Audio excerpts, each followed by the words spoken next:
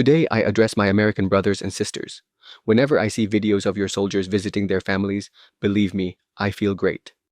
And I pray that your people remain safe and happy with their families.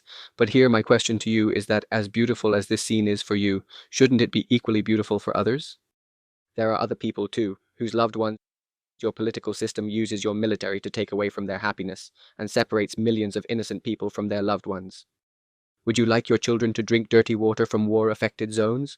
Of course, God forbid, but all this is happening because of your wrong decisions.